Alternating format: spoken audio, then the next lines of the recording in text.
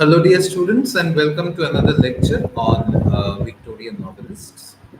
This is the second and last lecture on the topic. Today, we are going to deal with the women novelists because they form a major chunk and they could not be dealt with the uh, city novelists or the industrial novelists. Although I have dealt with one major woman novelist who is Mrs. Gaskell. But the rest, I thought that I should deal with them as a chunk because they form very specific themes and concerns for their age. So I thought that I should club them together, the women novelists, and there were a few minor novelists. I shouldn't actually call them minor novelists, I should call them sensational novelists. Those two were left isolated, so I thought since I'm doing one more chunk, there's no point in making a separate video about them. So why don't I club them? Then what happens is that in the previous lecture I had dealt with two types of novels, and in this lecture I once again deal with two types of novels. So that gives me a very well-rounded narrative for me, at least. So without further ado, let us go into the uh, pressing concerns which are there today. That is, our first novelist is Charlotte Bronte. Charlotte Bronte's dates are she is one of the Bronte sisters. Charlotte, Emily, and Anne, they form a trio of sisters, three of very exceptionally talented novelists of that period. Charlotte Bronte's dates are 1816, April 21st to 1855, March 31st. She was born in Yorkshire, England, and she is best known for a novel, Jane Eyre. Now, let's go to the major works of Charlotte Bronte. Now, obviously, her major work is Jane Eyre, which was published in 1847. This is her most famous novel, and it tells the story of an orphaned girl, Jane, who becomes a governess and falls in love with her mysterious employer, Mr. Rochester. And the novel explores the themes of love, independence, and morality. Okay. The second novel, which is very important, is Shirley, which was published in 1849. It is set during the Industrial Depression, and this novel examines the struggles of the working class and the impact of industrialization on rural communities with a focus on the strong female protagonist, Shirley. Okay.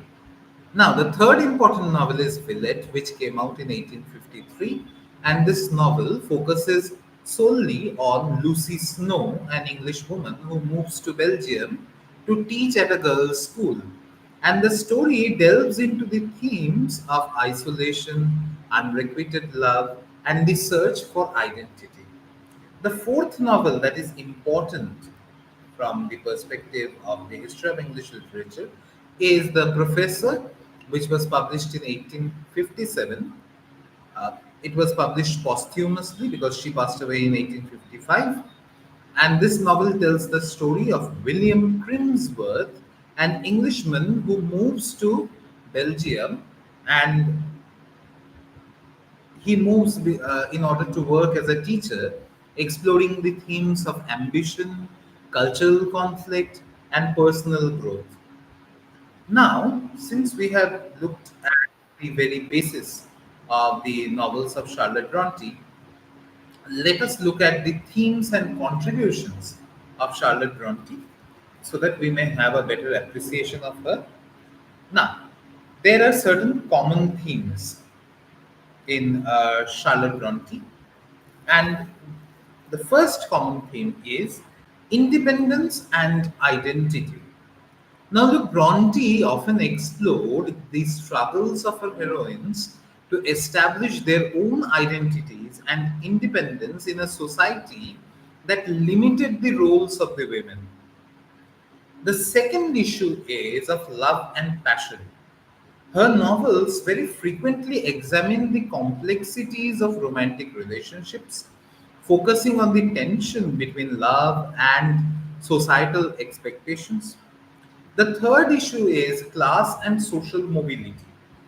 Bronte's works often depict the challenges faced by individuals of lower social classes as they navigate a rigid social class structure.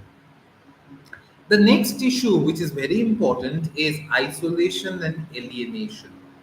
Many of her characters experience profound isolation, both physically and emotionally, as they grapple with their inner desires and societal constraints upon them.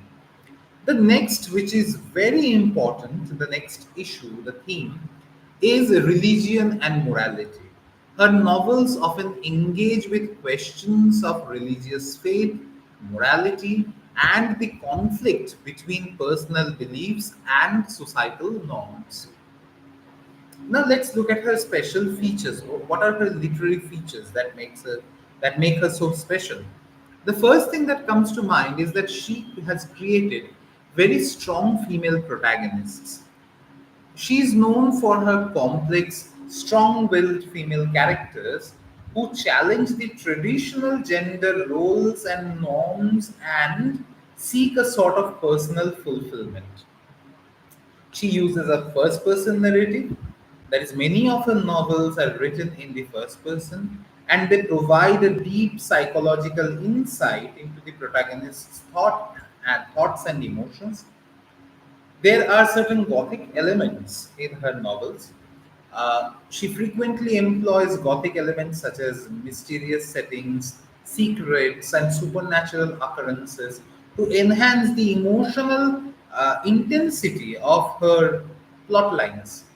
Now, there is a psychological depth as well. That is, her characters are marked by a deep exploration of their inner lives, and Bronte focuses on their emotional and psychological struggles rather than what goes on outside. Now, while we are talking about the outside, she offers a very interesting social critique as well. Her novels often critique the limitations which are placed on women in the Victorian society, particularly regarding marriage, education, and social status. Therefore, if we are to say that how would we remember Charlotte Bronte, there are a few tricks. Number one is that there is a rich character development, exploration of human emotions and complex themes. Number three is innovative character techniques. And what are the special features? That is, she creates very strong, independent women who navigate the challenges of love, society, and personal growth. And she uses a very unique voice to express and take her rightful place in the history of English literature among other novelists and not just female novelists. Now, let me come to Emily Bronte.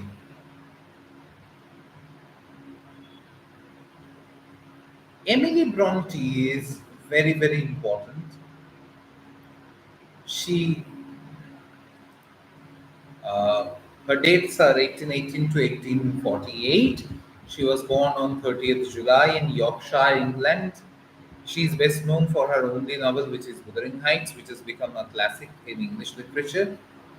Uh, what is Wuthering Heights about? Let us have a very brief understanding. It is her only novel. It was published in 1847. It is a very dark and intense tale of love, revenge, and the destructive power of passion.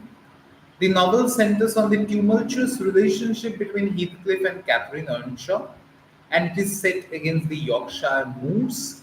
Initially controversial for its unflinching portrayal of raw human emotions, it is now considered to be a classic of English literature. What are her themes and the features. Now, there are certain common themes that are recurring in Emily Bronte. The first is love and passion. Wuthering Heights delves into the complexities of love, particularly its darker aspects such as obsession, jealousy, and the capacity for love to lead to destruction. The second issue is nature and the supernatural, because the novel very frequently contrasts the wilderness of nature with the inner turmoil of its characters, using the moors as a symbol for both freedom and desolation. There were supernatural elements such as ghostly apparitions uh, and other such issues enhance the novel's eerie atmosphere. Now, there is the third issue of revenge and redemption. Revenge becomes a central theme in Wuthering Heights, particularly in Heathcliff's quest to avenge his perceived wrongs, and the novel explores the corrosive effects of revenge and the possibility or impossibility of redemption. The fourth issue is class and social status. The novel examines a rigid class structure of Victorian society, highlighting the conflicts and power dynamics that arise from the differences in social status. The fifth point is isolation and alienation. Many of the characters in Wuthering Heights experience profound isolation, both physically on the remote moors and emotionally as they grapple with the intense and often the unfulfilled desires that are left there. Now, what are the literary features? The first thing is the Gothic elements. Wuthering Heights is steeped in the Gothic tradition with its dark, brooding atmosphere, mysterious setting, and elements of supernatural. These features contribute to the novel's intense emotional impact. The second issue is of the nonlinear narrative structure. The novel employs a complex nonlinear narrative structure with multiple narrators and shifting time frames. And this approach creates a layered and intricate storytelling experience, allowing different perspectives to emerge. The third issue is very important, which is of symbolism. Bronte uses symbols extensively, with the most representing the wild and untamed aspects of human spirit, and Wuthering Heights itself symbolizes the harshness and isolation of the characters' lives. Now, fourth is characterization, which is very important. Bronte's characters are very vividly drawn, often embodying extreme emotions and behaviors. Heathcliff, in particular, is a study in contrasts, representing both the capacity for deep love and for relentless cruelty. The next point is exploration of the human psyche. The novel really delves deeply into the psychological states of its characters, exploring the darker sides of human nature, including obsession, madness, and despair. The novel portrays illusion, delusion, and hallucination in a very psychological manner, and therefore it becomes very interesting. Now, let's look at why Emily Bronte is very important. Uh, Wuthering Heights number one is a singular achievement in English literature. It is celebrated for its personal intensity, complex narrative structure, and profound exploration of human emotions.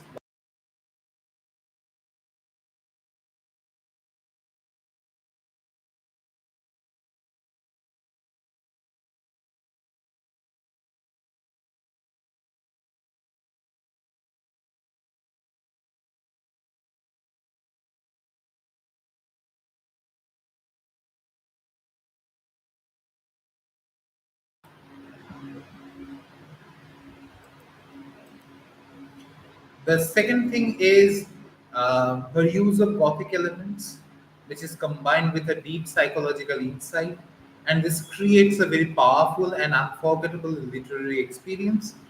Now, Wuthering Heights was her only novel, but its impact has remained very enduring on literature, and it has created a legacy for herself, which is still standing strong and still going strong. Now, we will come to The third Bronte sister, which is Anne Bronte, her dates are 1820 to 1849. She was born on January 17th, 1820, in Yorkshire, England. She was a novelist, a poet, and the youngest of the three sisters. And her novels focus on the struggles of women in the Victorian society. Now let's look at some of the major works of Anne. The first important work is Agnes Grey, which was published in 1847. It was her debut novel. It is a semi autobiographical account of the experiences of a governess, and the novel explores the challenges and injustices faced by women in this role, reflecting Anne's own experiences. The second novel, which is very important, is The Tenant of Windfell Hall. It was published in 1848, and this tells the story of Helen Graham, a woman who leaves her abusive husband and seeks independence. It is considered as one of the first feminist novels addressing issues such as marital abuse, alcoholism, and the struggle for women's rights. What are the common themes? Let's look at them. The first major common theme is female independence. Bronte's works often explore the desire for autonomy and self reliance in a society that restricts women's freedoms, highlighting the importance of financial and emotional independence. The second issue is of social realism. Her novels provide a realistic portrayal of the difficulties faced by women, particularly those working in roles like governesses, and critique the social norms that perpetuate these challenges. The third issue is of marriage and relationships. Bronte critically examines the institution of marriage, particularly in The Tenant of Windfell Hall, where she depicts the harsh realities of an abusive marriage and the necessity for a woman to assert her own identity. The fourth issue is of moral integrity. That is, our protagonists often grapple with the questions of right and wrong, emphasizing the importance of maintaining moral integrity in the face of societal pressures. The next point is religion and morality. The novels engage with themes of Christian morality, particularly the idea that personal virtue should not be compromised by social expectations or pressures. Now, what are the literary features? What are the special features? Uh, First thing is the realistic prose. Anne Bronte's writing is characterized by its straightforward, realistic prose, which contrasts with the more romanticized style of both of her sisters' works. The second feature is the first person narrative. That is, both of her major works employ first person narration, providing an intimate look into the thoughts and emotions of the protagonists. The third is the feminist perspective. Bronte's works are often considered ahead of their time for their feminist themes, particularly in their portrayal of women's struggles for autonomy and self respect. The next issue, that is one, two, three, fourth issue, is of social critique. Her novels critique the social and legal limitations placed on women, particularly in the context of marriage and employment, offering a strong commentary on the injustices of Victorian society. The fifth issue is of psychological depth. Anne Bronte's characters are psychologically complex, reflecting her interest in the inner lives and moral struggles of individuals.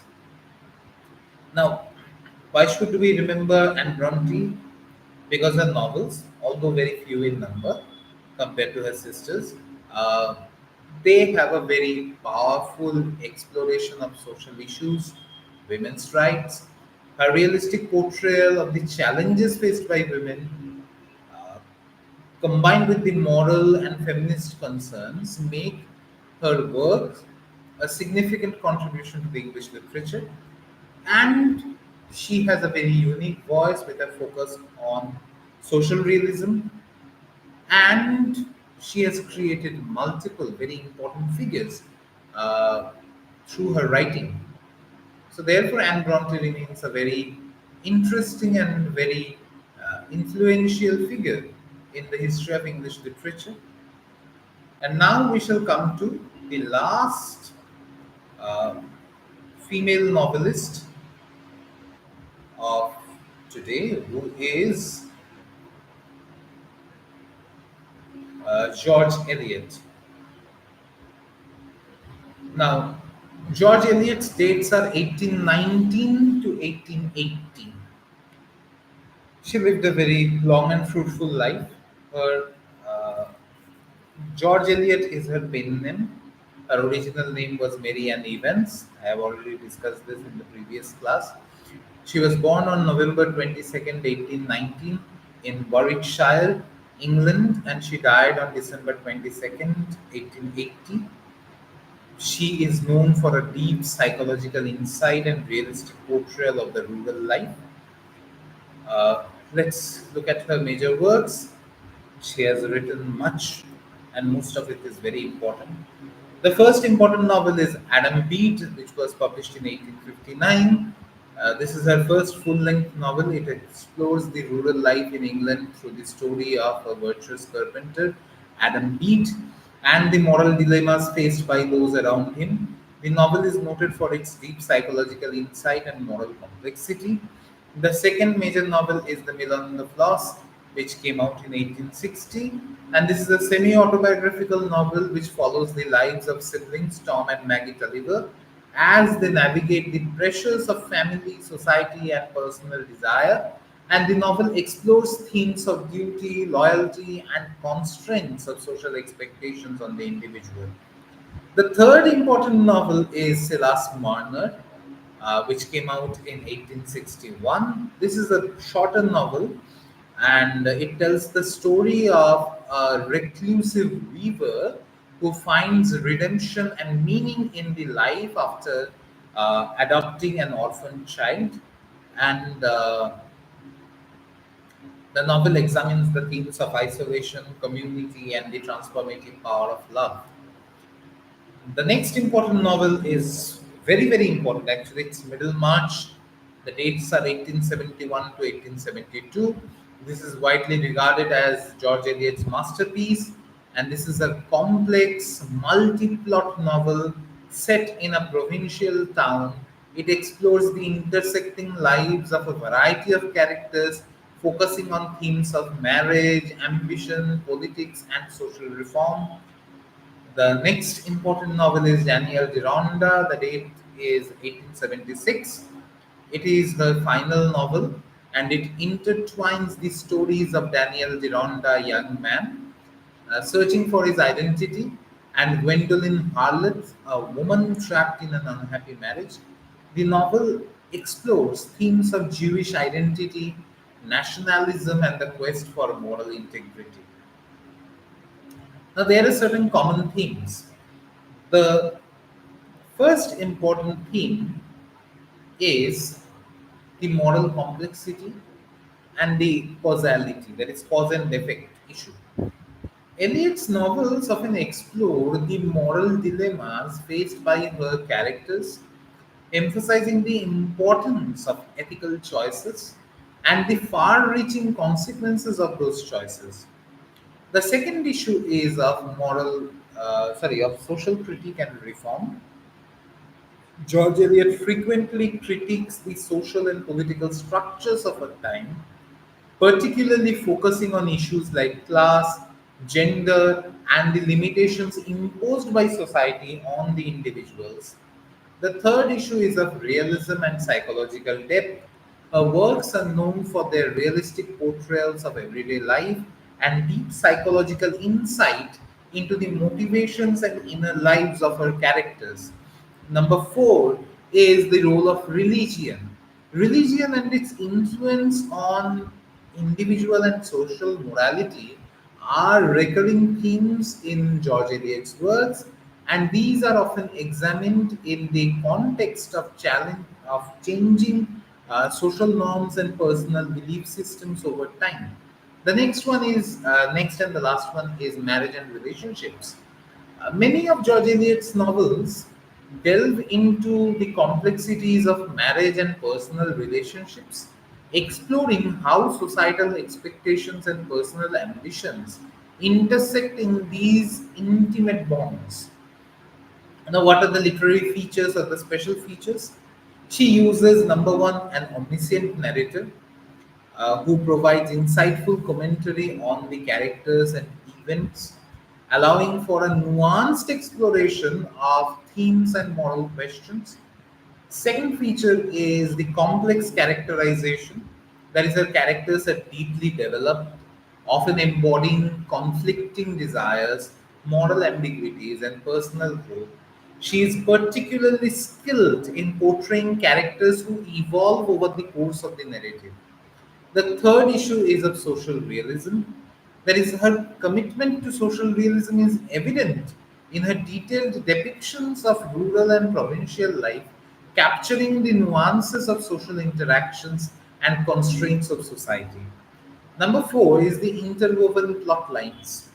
In novels like Middlemarch, George Eliot very skillfully intertwines multiple plot lines, creating a rich tapestry of interconnected stories that reflect the complexity of human experience. Number five is the philosophical reflections. George Eliot's works often contain philosophical reflections on human nature, society, and morality, providing a depth that challenges the readers to consider the broader existential questions. So, why should we remember George Eliot? Number one is that her novels are celebrated for their intellectual depth, seriousness, and richly drawn characters. Number two, she explores social and psychological complexities. Number three, she has her commitment with to realism, and she gives a nuanced portrayal of the human experience and provides insightful social critique of the contemporary society. With this, we end the women novelists of the Victorian era, and now we will move on to the sensational novelists or the minor novelists of the time. Give me one moment. Yes, here we are. Wilkie Collins. Now, by and large, in no way is Wilkie Collins less important, but in any case, let's not mince our words over knickknacks and trinkets, and let's focus on Wilkie Collins. So, Collins's dates are 1824 to 1889.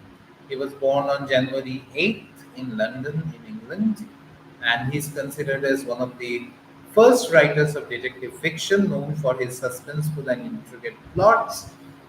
So, what are the major works of Wilkie Collins? Let's look into it.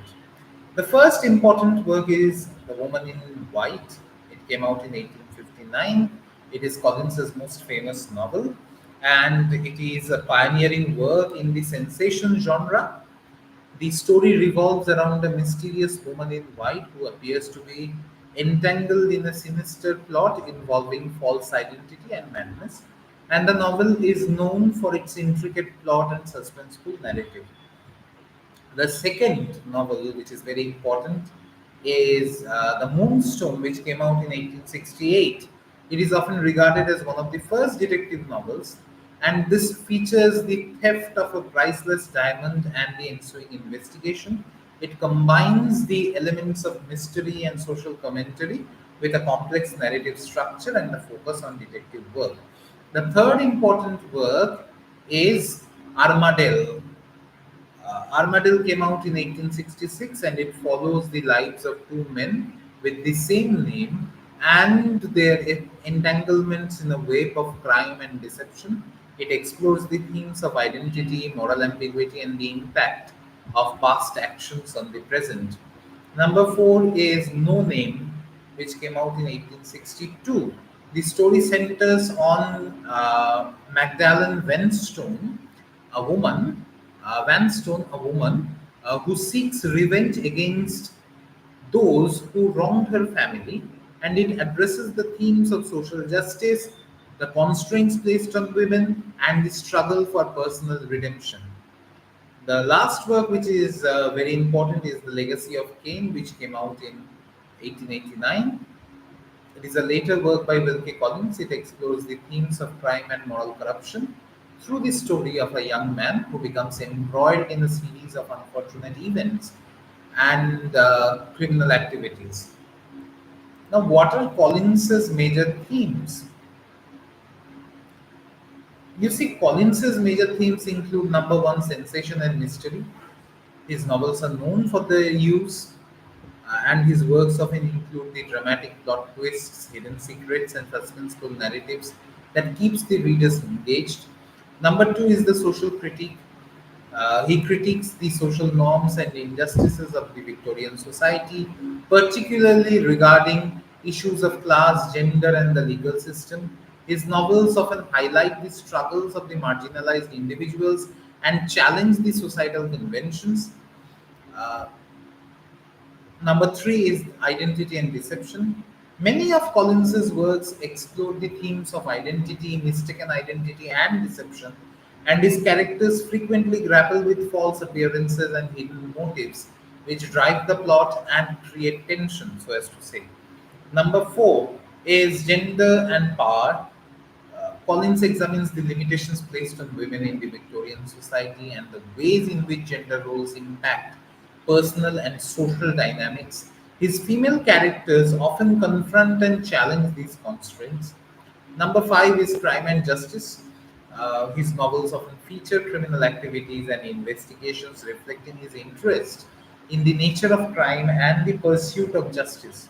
His works frequently delve into the moral and psychological aspects of criminal behavior. Now, what are his literary features? Number one is complex plot structures. He is known for his intricate and clear and carefully constructed plots which often involve multiple narrative perspectives and interwoven storylines. And the complexity, this complexity adds to the suspense and depth of his novels. Second is the first person narration. Many of Collins's works use the first person narration or multiple narrators to provide different viewpoints and enhance the sense of mystery. And this technique allows for a deeper exploration of character motivations and experiences. Number three is the sensationalism of his novels. His writing is characterized by its sensational and melodramatic elements, including unexpected plot twists, emotional intensity, and dramatic revelations. And this style contributed to the popularity of the sensation genre. The next is the detailed descriptions. His novels often include very detailed depictions of settings of character, which help to build the atmosphere, so as to say, and create a vivid sense of place. His attention to detail enhances the realism and impact of the stories. Now, next is the exploration of the legal and social issues. Because you see, Collins's works frequently address the legal and the social issues of its times, such as the limitations of the legal system and the impact of social class on individuals. His novels often incorporate the elements of social critique and reform. So, if we have to summarize like the others, why should we remember Wilkie Collins? Number one is because his novels are celebrated for their innovative use of suspense, mystery, and social critique, and he explores themes such as identity, deception, and social injustice. Number three is that he uses complex plot structures, sensational styles, and these have established him as a key Victorian novelist, and his contribution to the detective and sensational genres is very, very important even in today's time, so as to say. One second.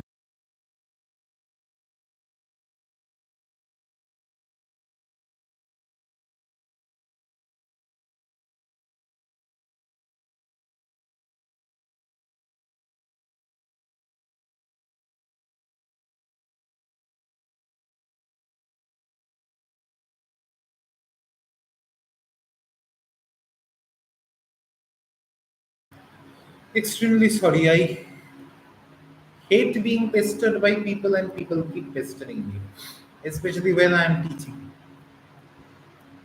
Excuse me. Chalo, the last of the bunch, Anthony Trollope.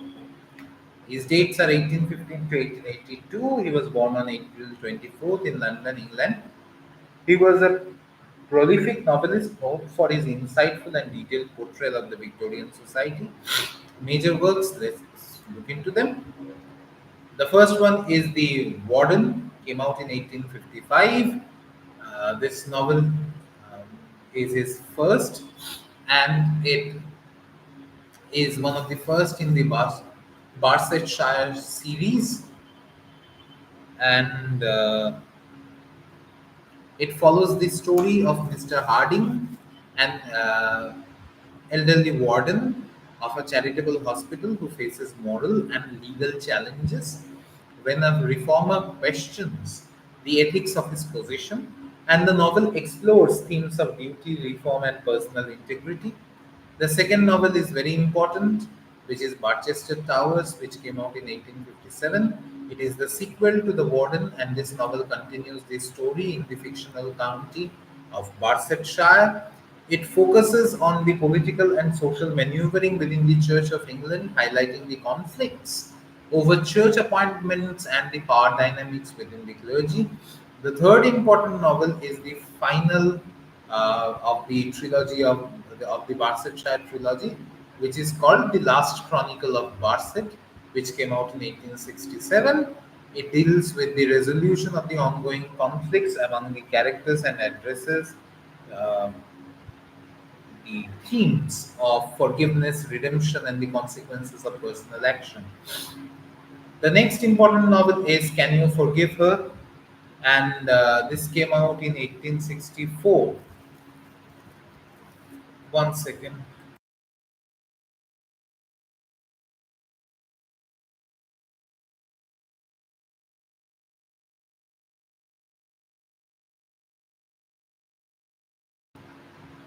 Extremely sorry, calls keep coming. I can't help it. Yes, Can You Forgive Her came out in 1864. It is the first novel in the Palliser series, and it revolves around the character of Alice Vavassar and the struggles with love, marriage, and social expectations. And this novel examines themes of personal choice, societal pressure, and the role of women in Victorian society. The next novel came out in 1867. It is called Phineas Finn.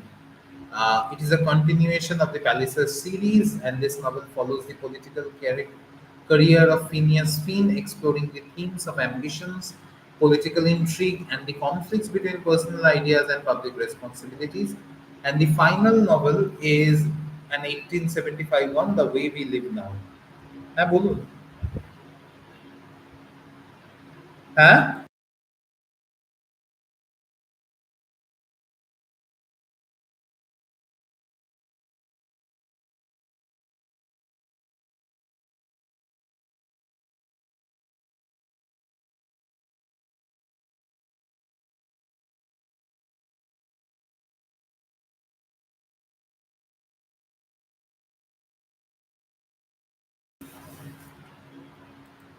So as I was saying,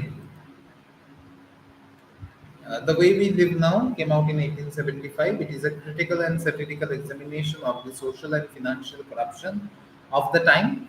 The novel focuses on the character of Augustus Melmoth, a financier whose dubious dealings expose the greed and moral decay of the Victorian society. Now, what are the common themes that Trollope uses? One of the common themes is the social and political satire. He often satirizes the social and political institutions of his time, including the Church of England and the political system. His works reveal the complexities and shortcomings of these institutions, often with a humorous and critical perspective. The second issue is of class and social mobility. Trollope examines the social structure of class in Victorian England and the challenges faced by the individuals seeking to improve their social standing. His novels often explore the impact of class on personal relationships and career opportunities. The next issue is of gender and marriage. Many of Trollope's novels address issues related to gender roles and marriage.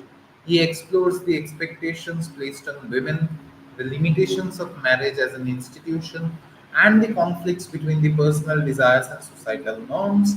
Moral and ethical dilemmas is the next one, which Trollope's novels and characters often grapple with, reflecting the complexities of human behavior and the consequences of personal choices. His works often emphasize the importance of integrity and personal responsibility.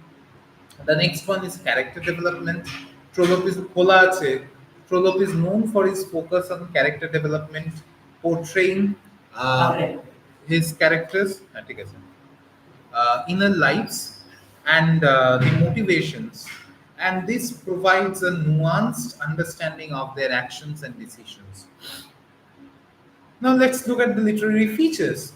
There is always a lot of realism and detail in Trollope's novels because he uses a realistic portrayal of Victorian society with detailed descriptions of social interactions, political procedures, and everyday attention and everyday life and attention to everyday life.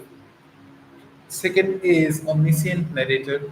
He often uses an omniscient narrator to provide insight into the thoughts and motivations of his characters. And this narrative style allows for a comprehensive exploration of themes and characters. Number three is a social commentary. His novels frequently include social commentary on issues such as class, gender, and institutional corruption. Trollope's writing reflects his views on the need for reform and the limitations of societal structures. Next is the complex plot structures. He often features intricate plot structures with multiple storylines and characters, and his ability to weave together these elements creates a rich and engaging narrative experience. There is humor and satire, which Trollope abundantly uses. His wit and irony enhance the impact of the social commentary. So, why should we remember Trollope? Number one, his novels offer rich and insightful portrayal of Victorian society. Number two, blending social satire. Number three, detailed realism. Number four, complex character development. And he explores themes such as social class, gender, institutional corruption, and he uses skillfully humor, narrative structure, and all of these makes Trollope a very interesting novelist of the Victorian era. So, with this, our discussion on Victorian era, the novelists of the era, ends. Thank you so much. If you have any questions, please put them in the comment section. I will be very happy to address them. Thank you so much. হ্যাঁ বলুন কত বলুন